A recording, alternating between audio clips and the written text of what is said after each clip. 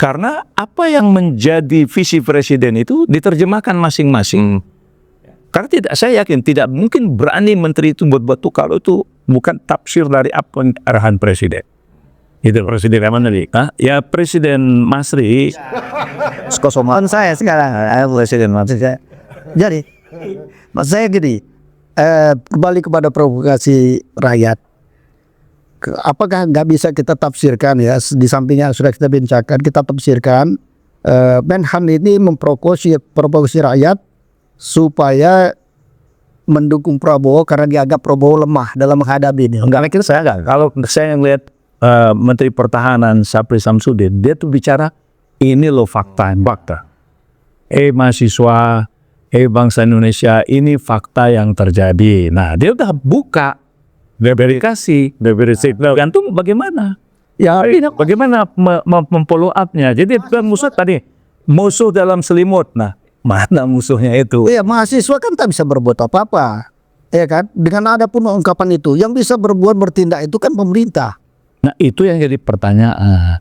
Ya, ketika saya mengatakan tadi, mana nih musuhnya tadi? Ya kan? Kok nggak diapa-apain? Nah, ini yang jadi pertanyaan. Tapi kita kembali lagi. Jadi tema kita, ya, akhir tahun ini, apapun yang terjadi, rakyat itu puas.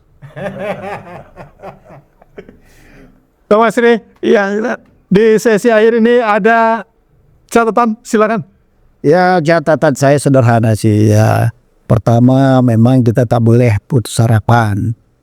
Ya, sebagai orang yang beriman, nggak boleh putus harapan, ya kan? Tetap optimis. Tapi bukan berarti putus harapan itu pasrah. Buat masih ada harapan tapi pasrah. Tetap saja melakukan perbaikan-perbaikan. Bicaralah yang benar. Sepanjang masih bisa bicara, bicara. Sepanjang masih bicara. Kecuali tak bisa lagi bicara.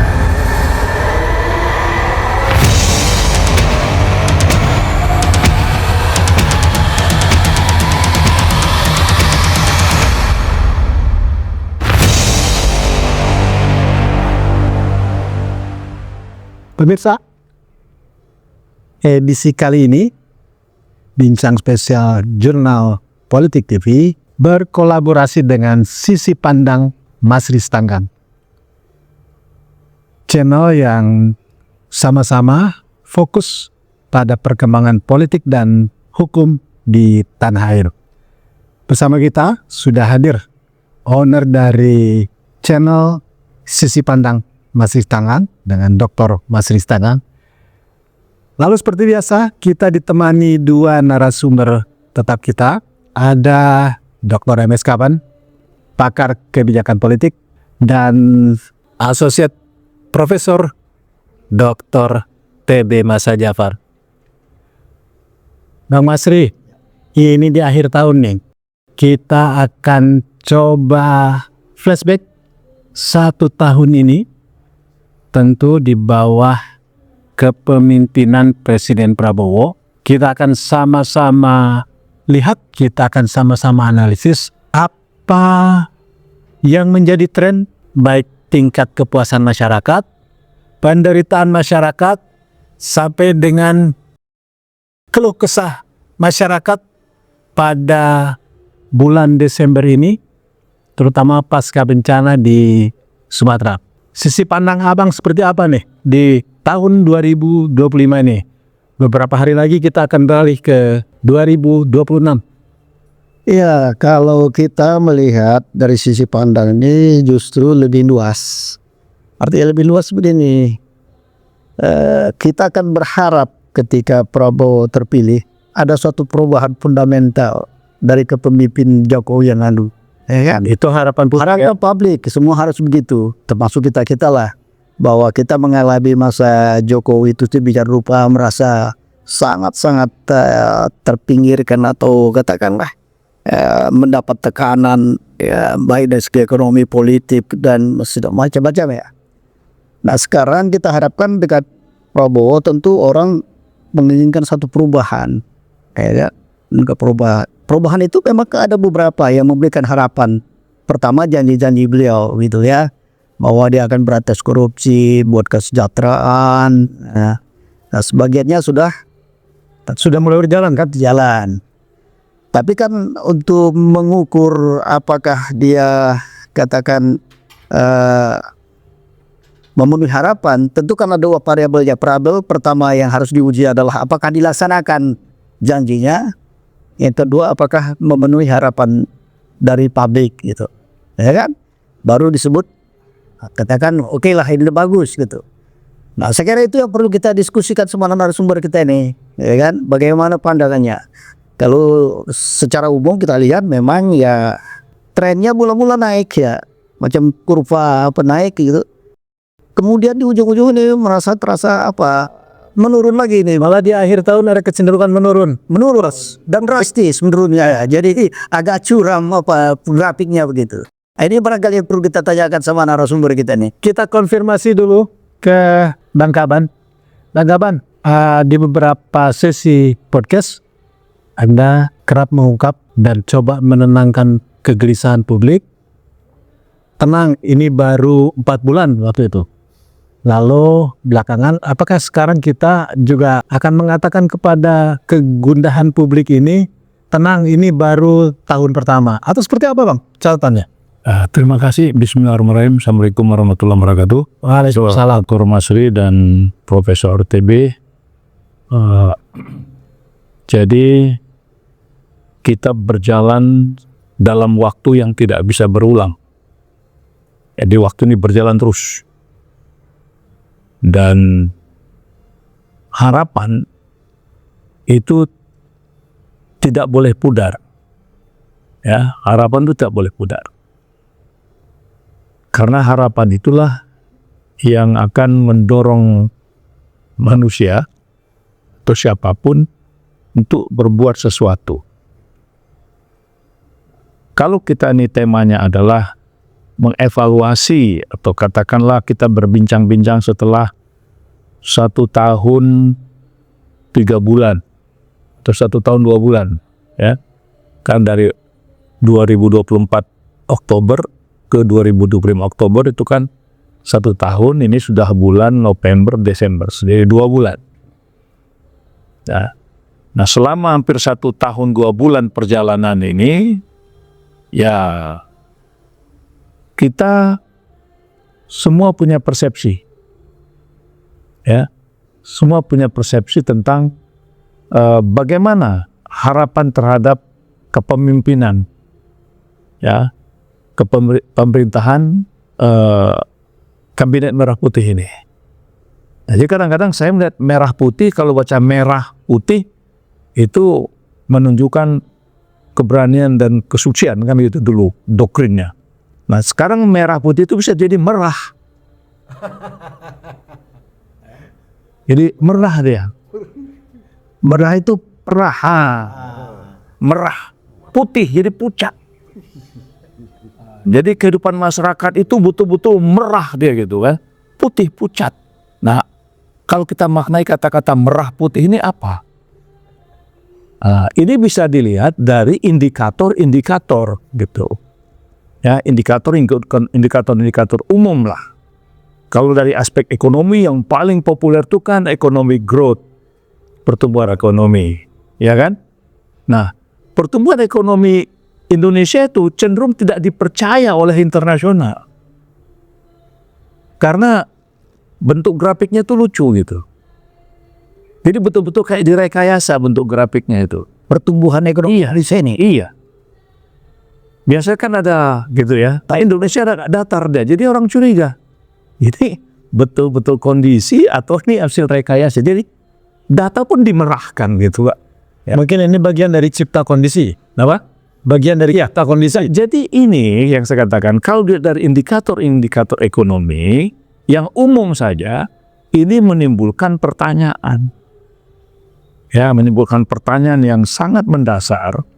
Ya, apakah angka yang digembar-gemborkan 5,sekian% itu bisa tercapai gitu. Nah, kalau dilihat dari rekayasa ya, persepsi bentuk grafik datar pertumbuhan itu, jadi orang curiga. Nah, kalau orang sudah curiga begini kondisi pertumbuhan ekonomi Indonesia, siapa yang mau datang? Ya. Siapa yang mau datang memberikan katakanlah investasi? Karena investasi itu yang dituntut adalah kepercayaan total. Itu dari indikator yang umum ya. Nah, bagaimana dengan tingkat daya beli masyarakat hari ini? Pak Kaban, sebelum dilanjut ke daya beli masyarakat, ketika Anda menyebut tadi ada merah putih putih itu kan susu. Kira-kira masih ada nggak susu yang bisa diperah untuk rakyat hidup? Itu yang berat itu. Kenapa? Karena nanti ini kaitannya dengan masalah fiskal penerimaan negara. Tax ratio Indonesia itu menurun. Ya, menurun dari sekian belas persen, ya, 18 berapa belas persen, 18%, sekarang sekitar 9%. Jadi susu yang mau diperah tadi itu pun sudah. Tax ratio itu menunjukkan apa? Menunjukkan apa? Jadi semakin tinggi tax ratio itu menunjukkan penerimaan negara, orang membayar pajak itu tinggi. Nah, yang bayar pajak ini kan perusahaan-perusahaan apa segala macam. Yang menunjukkan ekonomi bergerak ya. Ekonomi dinamis gitu loh. Nah, itu satu contoh lagi gitu. Nah, jadi inilah dalam catatan 1 tahun 2 bulan ini indikator yang terbaik. Kemudian bagaimana tentang masalah ketimpangan, saya kira ini sudah nih. Nah, apalagi ditambah dengan satu suasana yang tidak pernah diprediksi, itu bencana. Bencana akibat penyimpangan, penyelewengan yang sengaja dibiarkan. Gitu. Jadi memang ada peristiwa alam ya, tetapi bencananya itu adalah begitu rupa, itu adalah akibat perbuatan manusia. Nah, itu kan tidak pernah diprediksi. Berapa biaya kerugian, dampak kerugian dari bencana itu? Ada nggak dialokasikan dalam penerimaan belanja negara? Kan tidak ada. Jadi ini semua adalah yang sifatnya accident. Nah, jadi di tengah keraguan-raguan orang terhadap angka pertumbuhan, nah kemudian terjadi bencana seperti ini, beban menjadi akumulasi. Nah, ini juga taruhannya adalah pada kepercayaan. Nah, cuman masalahnya kan gini, apapun yang terjadi di Indonesia ini yang menyangkut apa yang dilakukan oleh pemerintah, itu kalau diadakan survei kan rakyat semua puas. Menurut versi survei? Iya, yang penting whatever itu data yang real, ya. Jadi apapun yang terjadi, rakyat itu puas, ya. Dimerahkan sampai putih gitu kan, ya puas juga, ya kan. Jadi ini kondisi, ya. Ini fakta yang kita lihat gitu, yang kita jadi di survei rakyat puas kok. Ya? Nah jadi memang ada hal yang anomali barangkali ya, anomali atau paradok, terserahlah mau pakai apa. Apa masih bisa dipercaya survei sekarang? Apa? Masih bisa Buktinya orang percaya. Ya, artinya mungkin bukankah misalnya seperti grafik ekonomi tadi yang direkayasa juga hasil survei bisa rekayasa? Ya, tapi kalau itu dampaknya kan langsung. Ya, langsung apa? Orang ragu-ragu untuk melakukan investasi. Ya, kita lihat begini argumentasinya, itu di sosial media lebih banyak bernada kritis negatif daripada yang puas. Itu kan belum pernah disurvei. Nah, surveinya ya di media sosial. Iya, ya ada survei. Iya, media sosial yang bikin bahasa itu kan tidak pernah disurvei. Ya, coba nanti disurvei pasti semua judulnya puas. Prof, kenapa bisa terjadi seperti itu? Di satu sisi, walaupun tidak sampai pada level hopeless, tapi harapan itu sudah mulai memudar kepada pemerintahan sekarang nih. Tapi di sisi lain, kita percayalah sementara, hasil survei justru masyarakat puas. Kenapa kok bisa berhadapan-hadapan seperti itu kondisinya? Ya, terima kasih Bung Adi, Pak Dr. M. Skaban, Pak Dr. Masri. Kita jumpa lagi, Pak Masri. Honda. Saya sejak awal mengatakan Prabowo mengawali kabinetnya itu adalah bagaimana menegakkan hukum itu penting. Carut marut di publik ini salah satu pintu masuk adalah pada soal hukum, penegakan hukum ya. Dan itu sudah banyak diskusi. Dan itu juga nanti indikator ini juga kita bisa lihat apakah publik itu dia memberikan reaksi positif terhadap penegakan hukum. Itu yang pertama ya. Karena ini berkaitan dengan korupsi yang di luar sudah lampu merah, ya itu sudah banyak datanya. Yang kedua, saya sejak awal mempertanyakan kabinet yang disusun ini itu memang tidak memberikan memberikan satu keyakinan kepada publik. Dari awal kabinet tidak mencerminkan optimisme. 50% itu kan titipan dari masa lalu. Dan menteri-menteri kita bisa lihat ya, menteri-menteri yang langsung terkait dengan indikator apakah ekonomi, hukum dan seterusnya, itu kan bermasalah. Ya, dan publik, saya kira banyak yang meminta, termasuk Tempo, Kompas itu kan selalu mengkritisi, ya terutama menteri-menteri yang dianggap bermasalah, banyak kasus. Ya, jadi kalau performa pemerintah Prabowo, saya sebenarnya menunggu kemarin itu sebelum waktu reshuffle kabinet, saya kira menteri-menteri yang bermasalah itu di reshuffle. Ternyata kan tidak. Ya, jadi sepanjang kondisinya dengan satu pendekatan yang sangat konservatif, jadi harapan publik yang begitu tinggi, lama-lama dia, karena kinerja kabinet itu tidak menunjang. Nah ini, tadi Pak Kaban sudah mengatakan, sangat jelas ketika kita melihat pada situasi bencana ini. Ya, apa?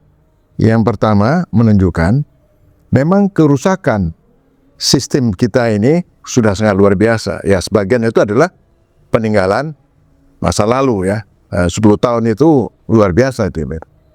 Kemudian ada fungsi-fungsi pemerintahan yang itu tidak jalan. Nah, lalu muncul analisis, wah ini ada penggembosan dari dalam, ini ada konflik ya antara pemerintah Prabowo, Presiden Prabowo dengan faksi-faksi yang ada di dalam, terutama menteri-menteri titipan. Nah, itu kan berseliweran itu. Bisa percaya, bisa tidak. Tetapi faktanya, ya kita lihatlah, penanganan banjir itu tidak jalan. Negara tidak hadir. Itu mencerminkan apa? Jadi ada korelasi bahwa memang performa pemerintah ini sejak awal itu tidak mengkonfirmasi. Ini mengungkap bahwa pernyataan presiden yang menyebut para menterinya bekerja dengan baik tidak terbukti. Ini apa indikatornya? Kita lihat sampai hari ini di 3 provinsi itu kan sekarang yang bekerja untuk menangani ya efek banjir itu, mungkin juga pasca banjir, itu kan rakyat. Negara tidak hadir. Jadi rakyatlah kemudian mereka atasi sendiri dengan kondisi yang sangat minim. Itu disebabkan manajemen atau keberanian dalam mengelola menteri-menterinya. Ya, dua-duanya Pak Masri. Satu soal leadership, soal kepemimpinan. Kan kita tadinya kan sangat optimis bahwa pemerintah di bawah pemerintah Prabowo, ya kita sangat yakin bahwa Prabowo dia sudah punya pengalaman bahwa pemerintahnya itu pasti jalan dan dia mampu mobilisasi sumber daya. Ini lemah Prabowo dalam kepemimpinan. Ya lemah. Apapun ceritanya. Walaupun kita di awal-awal kan selalu mengatakan Prabowo pasti bisa, kan terus itu. Betul. Tapi tidak terkonfirmasi. Gitu Pak Masri ya. Paling tidak dalam setahun ini belum terkonfirmasi ya. Iya, itu Tidak, saya pikir udah terkonfirmasi. Terkonfirmasi dengan data-data tadi, indikator-indikator tadi itu. Jadi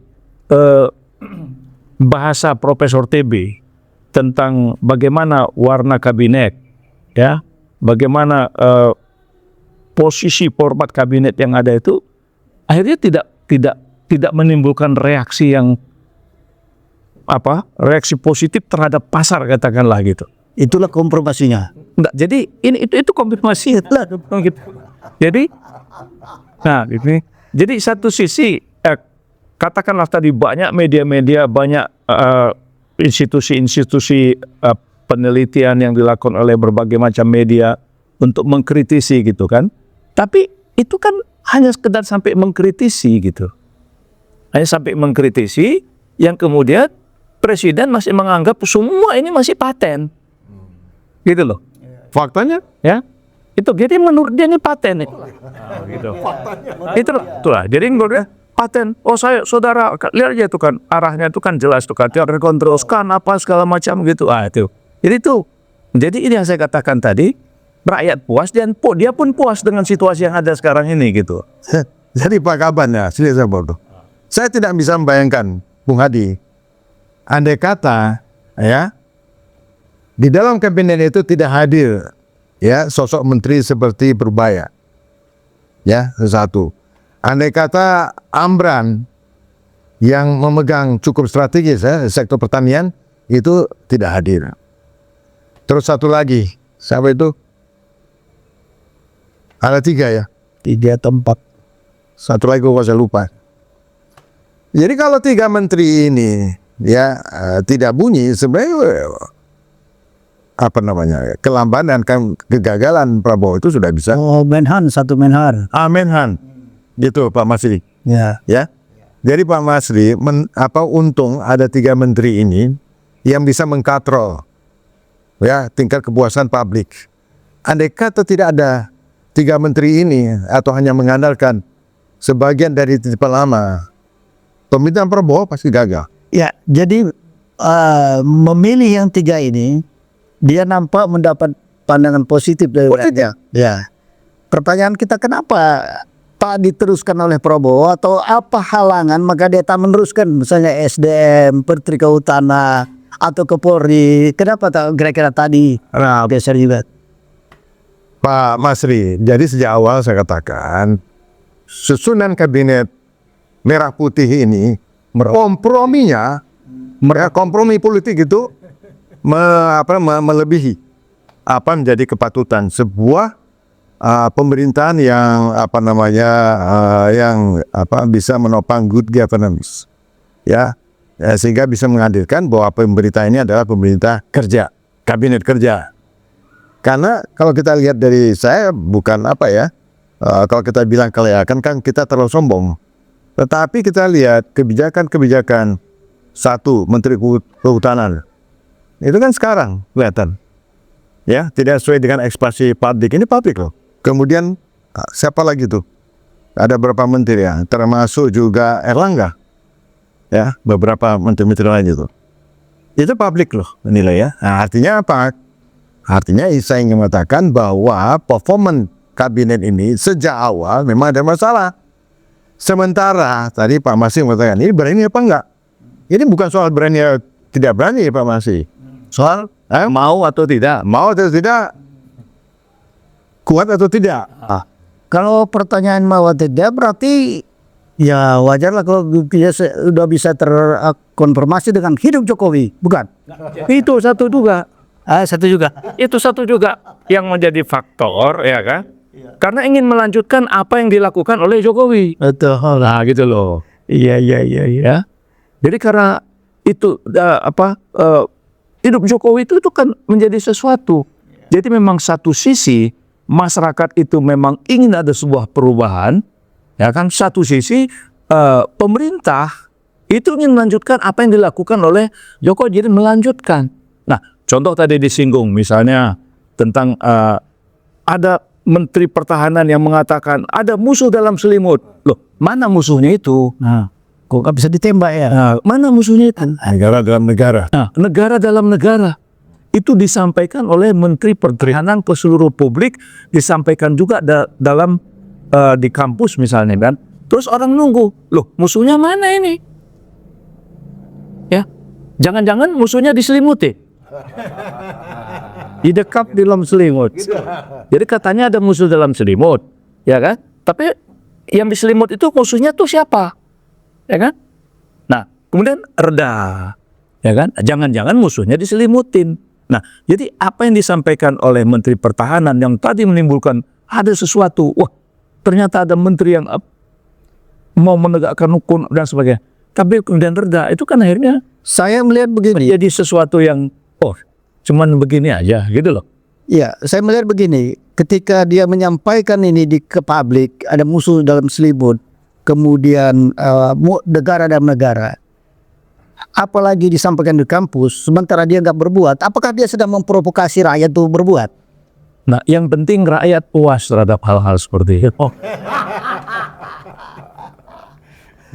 Nah, jadi butuh kepuasan saja dia. Yang butuh rakyat puas, gitu loh. Jadi persepsi publik ini dia bermacam-macam. Bahkan kita lihat nih menurut pengamatan saya, sekarang ini sudah ada ya kelompok kritis yang mengatakan, menyimpulkan bahwa antara Prabowo dengan Jokowi itu satu paket, sama saja ya. Ya saya agak juga terkaget ya, karena diskusi kita tadi di awal ya, bahkan beberapa episode sebelumnya, bahwa kepercayaan publik kepada Prabowo ini kan luar biasa. Nah, ini adalah sebuah fenomena yang terus berjalan, sehingga kita lihat antara satu peristiwa dengan antara satu masalah yang krusial ya, kita lihat ini ada semacam satu garis penjelas bahwa memang kinerja pemerintah Prabowo itu sangat lamban. Itu harus karena kalau tadi Pak Kaban pertanyaannya adalah apa mungkin, walaupun Purbaya sudah beberapa kali mengatakan pendapatan per kapita kita itu akan naik ya di berapa tuh, di angka 7%. Tetapi kalau dari segi Catatan Prof, akan. itu loh. Tapi Pak Kaban, kalau hukum ini tidak beres, siapa yang mau datang? Nah, itu persoalan. Ya, jadi ini kan judulnya akan, sementara data itu yang sudah dibaca dunia itu kok data. Kalau kompromi politiknya lebih dominan, kemudian mengabaikan hukum, siapa yang percaya? Saya beri Dari suasana mendung politik kita membaca ini, ya kan? Anda kan sering ketika membahas soal politik lingkungan, Anda menyebut ini kita dalam fase climate disaster, bencana iklim. Apakah juga dari suasana mendung, dari yang kita bahas tadi, suasana politik, akankah terjadi bencana iklim politik? ini climate cabinet. Ya, jadi climate cabinet disaster berpengaruh. Ya, karena dari sini coba lihat ya respon komentar orang terhadap apa yang terjadi di Aceh. Ketika ada tsunami, buahnya adalah terjadi kompromi pemerintah dengan seluruh tokoh-tokoh aktivis Aceh. Ya, itu tsunami. Nah, ini Kalau bencana politik yang terjadi, Nah, ini sekarang ini begitu ada satu bencana terjadi longsor yang dari hulu ke hilir yang menenggelamkan banyak hal, yang timbul adalah bersuara semacam ketidakpuasan, ya protes. Padahal pemerintah sudah melakukan. Nggak mungkin pemerintah diam untuk memberikan bantuan itu. Tapi respon publik itu berbeda, gitu loh. Nah, jadi ini apa ini gitu loh. Nah, ini semua adalah bagian dari cerminan rasa, ya kan? Kok kepuasan kami yang begitu puas kok akhirnya begini gitu loh. Nah, jadi ini sebagai catatan tadi terhadap apa yang kita lihat ke depan, ya kan? Ya kalau diambil catatan dari semua yang disampaikan tadi, bisa kan judulnya jadi fail. Ya kan? Bukan lagi paradoks. Nah, bukan. Jadi fail. Lebih dari itu. Wah, betul. Jadi ya nak? Gagal total. Ya, jadi ini jadi fail dia. Nah, tapi apakah bisa menerima ini? Ya, tapi kan kembali lagi, ini kan baru 1 tahun 2 bulan. harus 1 tahun ya. Harus 1 tahun 2 bulan. Jadi kita juga harus melihat itu dengan pikiran jernih sambil berharap mudah-mudahan ada pencerahan ya, bahwa ini ternyata tim saya, skuad saya ini, skuad 2024 ini ternyata belum memenuhi apa yang diharapkan oleh masyarakat dengan indikator-indikator pertumbuhan daya beli masyarakat, kemudian indikator masalah penegakan hukum dan sebagainya. Dan ini kan bagaimana institusi pemerintahan ya yang kita kan semua orang bereaksi misalnya terhadap tim reformasi polisi dengan Perpol Kapolri dan sebagainya, bagaimana respon pemerintah itu kan dibaca orang dan itu kan satu sama lain saling berkaitan ya, ujung-ujungnya nanti adalah apa yang dirasakan oleh masyarakat gitu. Tapi saya tetap ingin mengatakan pada kita semua bahwa kalau dilihat dari indikator-indikator tadi itu ya bisa jatuhnya fail. Nah sekarang mau nggak menerima kenyataan itu? Nah, saya sambung. Jadi saya teringat pada pernyataan Koni. Dia katakan berdasarkan data dari Hasto, Sekjen PDIP, itu memang diharapkan paling tidak tahun kedua itu sudah ada takeover kekuasaan. Nah, apakah ini juga, ini dari sisi lain ya Pak Masri ya, ini adalah suatu ketidakwajaran. Ya, ini dari sisi lain. Bahwa Anda prediksi Koni benar? Iya, artinya pemerintah ini nggak boleh sukses kan gitu. Ini dari sisi lain. Tidak boleh sukses, ya. Sehingga yang di take over. Nah, di tengah perjalanan take over. Itu sisi lain. Kan judulnya sisi lain. Ya, sisi pandang dari sudut yang berbeda. Jadi mesti benar sudut kan gitu.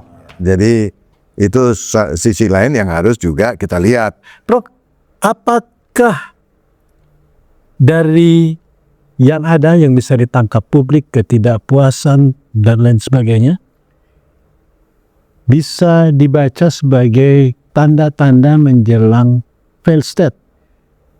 Anda beberapa kali di berbagai forum menyebut ada ancaman negara gagal gitu ini. Tahun 2025 ini muncul berbagai hal, ya kan? Termasuk ada rekayasa segala macam, ketidakpuasan publik, ya kan? Gitu. Bahkan Anda terakhir mengatakan ini ada tanda-tanda bisa-bisa di take over.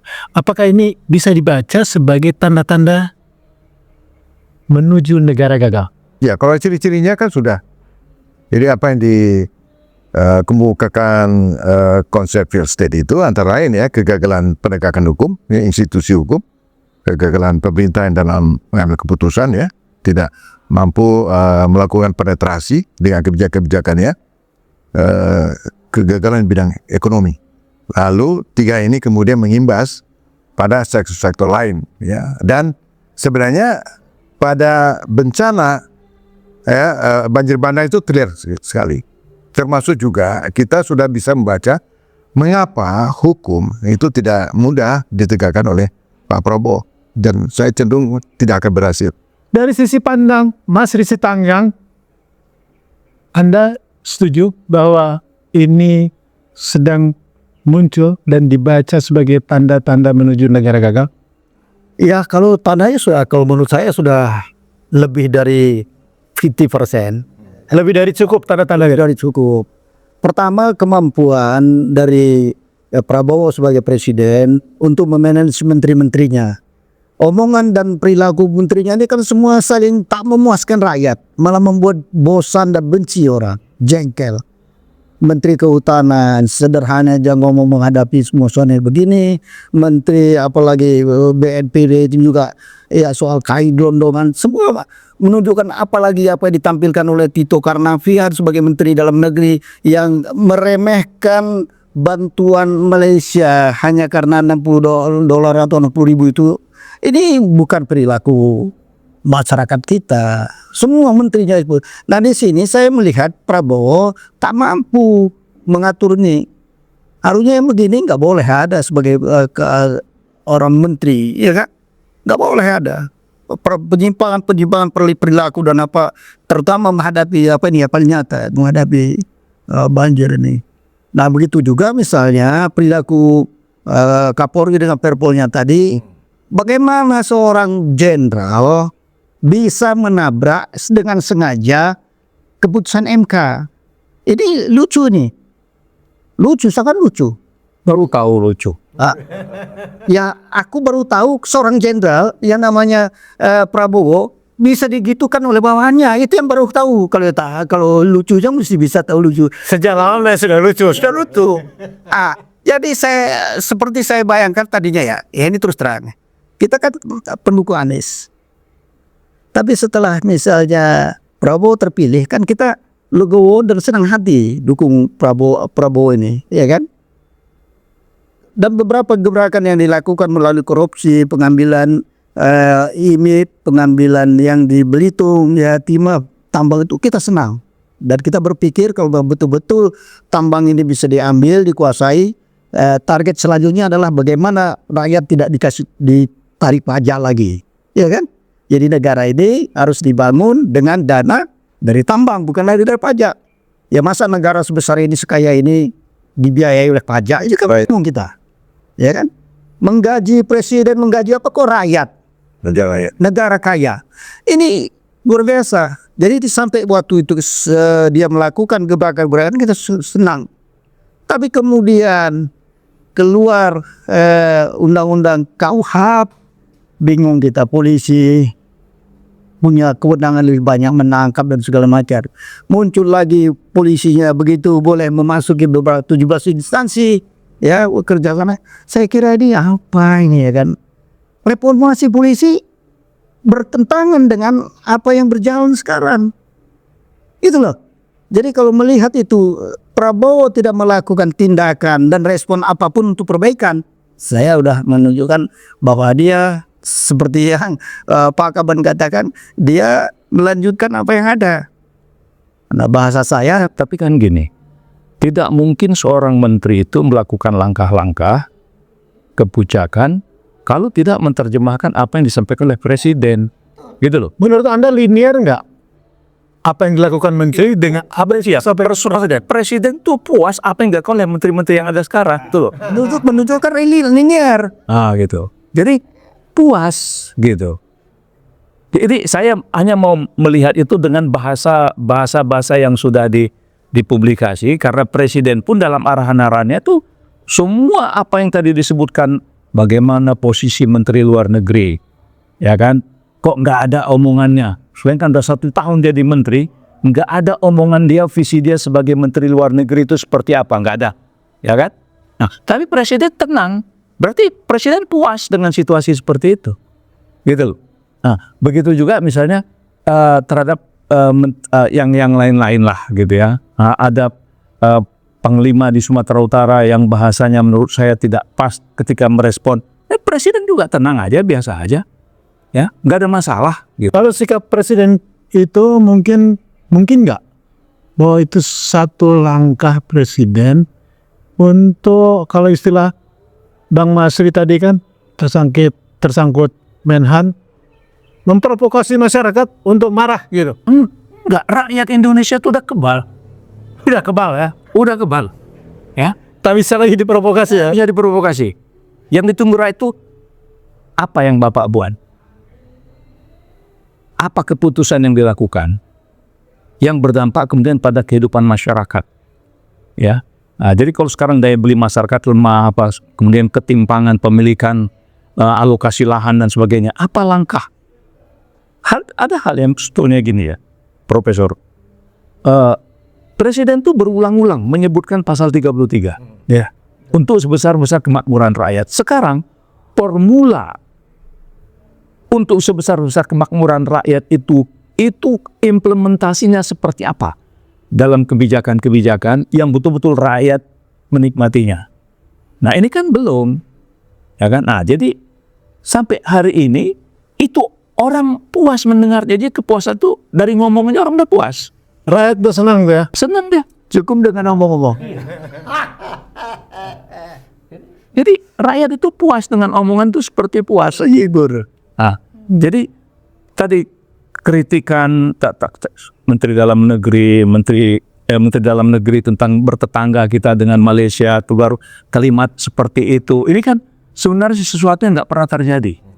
Lakaban, Tapi ada yang terjadi. dari nada yang Anda sampaikan sepertinya Anda ini hopeless. Betul Pak Sudi? Bukan hopeless. Kita tadi saya katakan harus tetap ya mengingatkan apa yang terjadi, dan ya karena ini baru 1 tahun 2 bulan, sisakanlah secercah cahaya. Masih ada harapan untuk perubahan. Secercah cahaya. Prof, jadi supaya tidak menuju negara gagal, apalagi di take over di 2026 atau 2027 misalnya. Ya sebenarnya Betul itu. Take over itu apakah wakil mau ngambil atau justru bahasanya memang Prabowo mau mengasih? Coba gimana itu?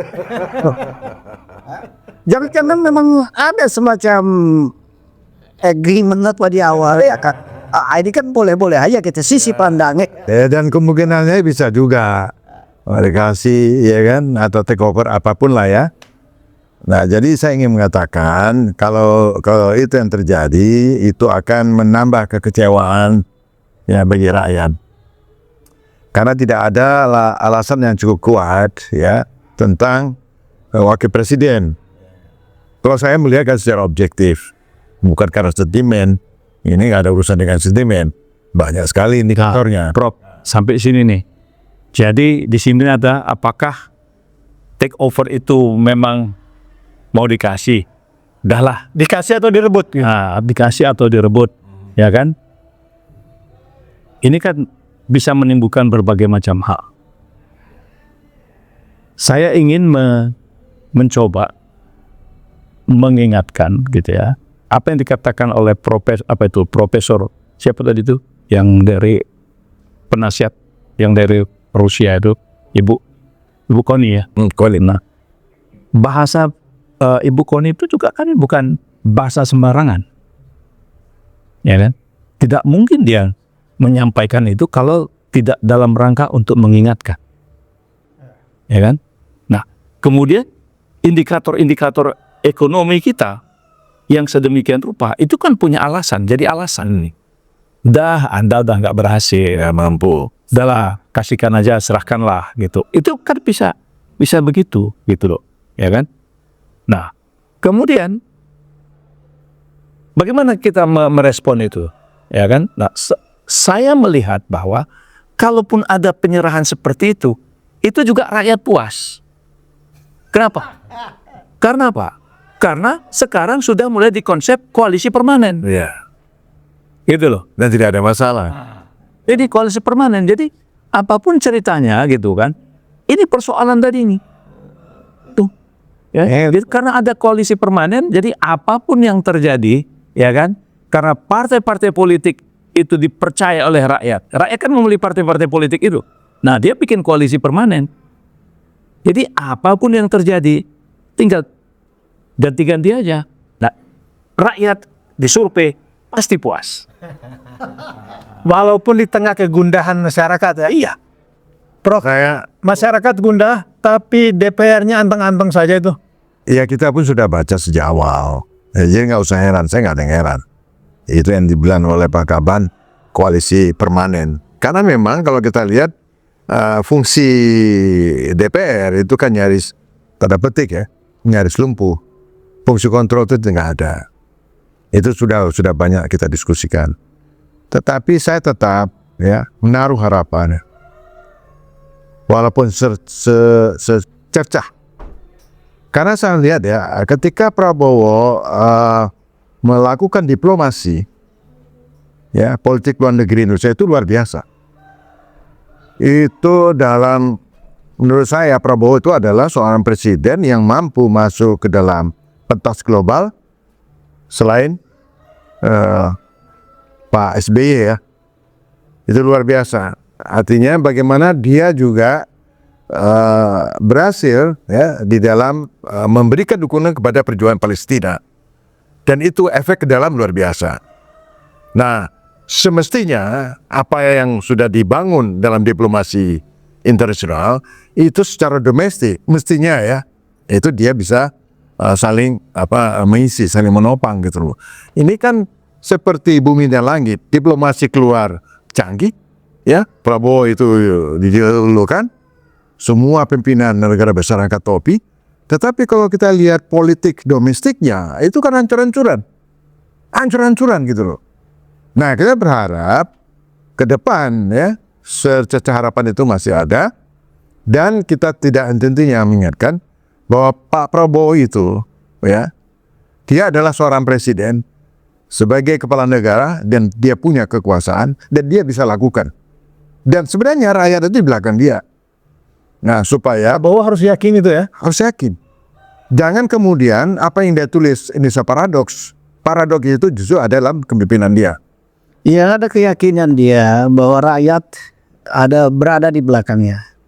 Tapi keyakinan ini bisa memunculkan sikap seolah-olah dia representasi rakyat, sehingga apa yang dilakukannya sudah disetujui rakyat. Rakyat puas seperti kata Pak. Sebetulnya ini kan kawan ini pikiran begini. Nah, sebetulnya kita harapkan Prabowo itu di depan kita di belakang dalam rangka meretas, menghabiskan semua halangan-halangan dalam membangun bangsa ini. Kan itu maksudnya sebetulnya dari sisi kita. Saya khawatir sisi Pak Prabowo berbeda. Bahwa karena rakyat sama saya nggak usah takut apa saya ya Itu berbeda. Berbeda. Kenapa? Karena tadi Profesor sudah bilang dari awal ketika membentuk kabinet itu, ya kan, yang saya bilang bahasa saya waktu itu kalau di podcast, ini kabinet talbis,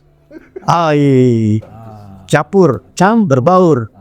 Yang hak dan yang batil. campur jadi satu, gitu. Jadi ini kabinet talbis, gitu. Ya, apakah itu disadari atau tidak? Faktanya talbis. Nah, dalam kondisi talbis inilah maka kemudian banyak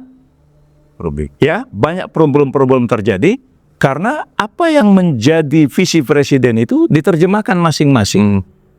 Karena saya yakin tidak mungkin berani menteri itu buat kalau itu bukan tafsir dari apa arahan presiden. Itu presiden yang mana nih? Ya Presiden Masri. Kosongan saya sekarang presiden maksud saya.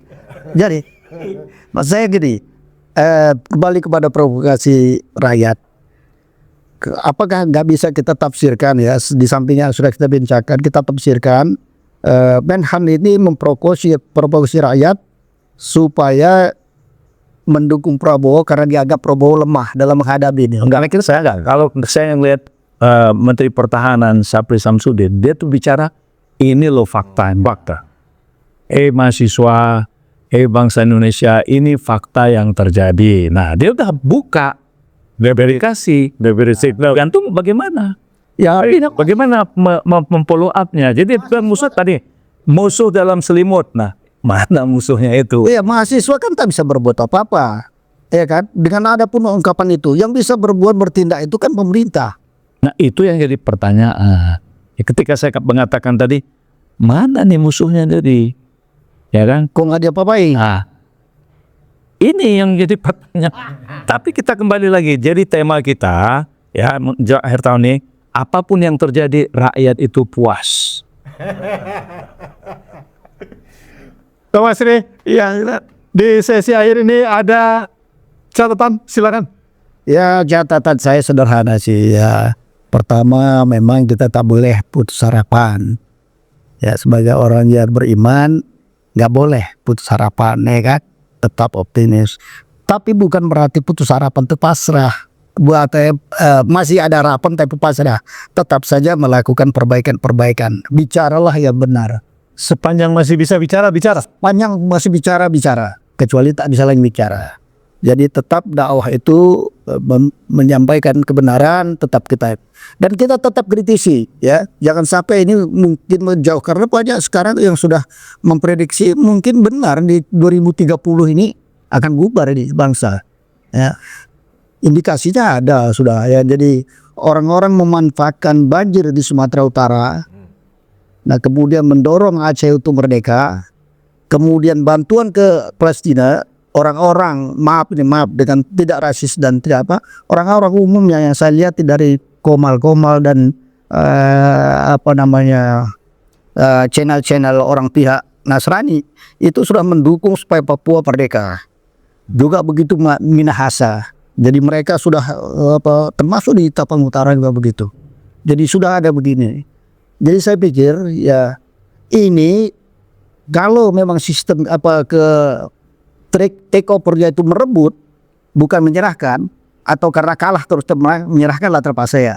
Kalau merebut, memang mereka sudah punya kekuatan kalau melihat ini.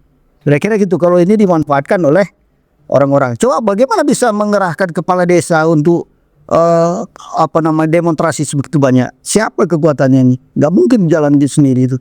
Ya, saya kira itu. Jadi kita tak boleh putus harapan. Kita tetap mengharapkan terjaga NKRI kesatuannya berdiri terus dengan tegak di nilai-nilai sapah kita Pancasila. Kita kritisi semua. Ya, kita sadarkan semua. Walaupun Pak Prabowo mengatakan orang pintar cuma-cuma ngomong, ya kita nggak boleh juga berhenti karena kata kalimat itu, ya kan? Harus tetap ngomong dan harus kita kritisi, begitu aja. Baik, Pak Kaban, catatan penutup Anda. Ya, saya melihat dan saya mengatakan tadi bahwa kita harus tetap mengharapkan secercah harapan sesuai dengan bahasa secercah cahaya. Ya, secercah cahaya itu menimbulkan sebuah optimisme, dan secercah cahaya itu membuat kita kritis. Secercah cahaya itu kita tahu bahwa kita punya musuh. Jadi kalau sempat ini posisi presiden diambil alih, ya, atau ada sebuah rekayasa supaya diberikan kepada wakil presiden, saya berani katakan Indonesia akan dijajah oleh Cina. Ini tolong dicatat. Sebagai konsekuensi. Ya, ini Indonesia akan menjadi bagian dari Cina. Karena ini ada kaitannya dengan sejarah. Ya, bagaimana sejarah panjang. Ya, nah oleh karena itu kita harus berani memotong telinga. Memotong telinga orang-orang yang tidak berkomitmen terhadap Negara Kesatuan Republik Indonesia. Jadi kan dulu ada peristiwa kan, pemotongan telinga kan, Ketika utusan dari Cina, ya apa namanya itu? Jadi saya ingin kita semua hati-hati. Jadi sudah nampak dari berbagai macam sudut-sudut, ya, celah-celah di Republik ini, ya, bahwa jika rekayasa, ya, itu diberikan kepada yang menggantikan PS08 ini, saya berkeyakinan Indonesia akan menjadi bagian koloni Cina. Ini tidak boleh terjadi. Ya, apapun harus dihadapin oleh bangsa ini. Yang saya katakan, kita harus tetap optimis dengan secercah cahaya, secercah harapan tadi itu. Prof, catatan Anda sebagai penutup menuju 2026. Ya, bisa jadi ya, ciri-ciri negara gagal itu sudah banyak indikatornya, dan mungkin negara gagal itu adalah pintu masuk. Ya, seperti dikatakan oleh Bang Kaban, bahwa Indonesia itu akan bukan hanya kepemimpinannya, yang mungkin mulai dari kepemimpinan pemerintahan, pada akhirnya kita akan menjadi negara koloni baru, ya. Itu lambat atau cepat itu pasti. Oleh karena itu, saya sangat tertarik pada pernyataan Jenderal Syafri Samsudin, ada negara dalam negara. Nah, saya kira ke depan, ya, semua elemen-elemen rakyat itu harus mempunyai kesadaran, ya, yang sama untuk terus bersuara dan mengantisipasi kemungkinan-kemungkinan bahwa negara ini bisa pindah kedaulatannya. Itu saya kira sangat mungkin, ya, kalau negara itu memang sempurna dia menjadi negara gagal, dan inilah pintu masuknya. Baik, terima kasih Prof. TB, Pak Kaban, dan khusus pada rekan channel Sejawat, Sisi Pandang Mas Riz Tanggang. Pemirsa, tetaplah yakin masih ada secercah cahaya harapan seperti sampaikan oleh Pak Kaban, agar tidak menuju negara gagal seperti diungkapkan oleh Prof. TB Masa Japar yang dikunci oleh Dr. Mas Riz Tanggang, bahwa kita harus tetap berada dalam satu wadah negara kesatuan Republik Indonesia. Tetap bersama channel Sisi Pandang Mas Riz Tanggang dan Jurnal Politik TV. Billahi taufiq wal hidayah. Wassalamualaikum warahmatullahi wabarakatuh. Merdeka! Allahu Akbar.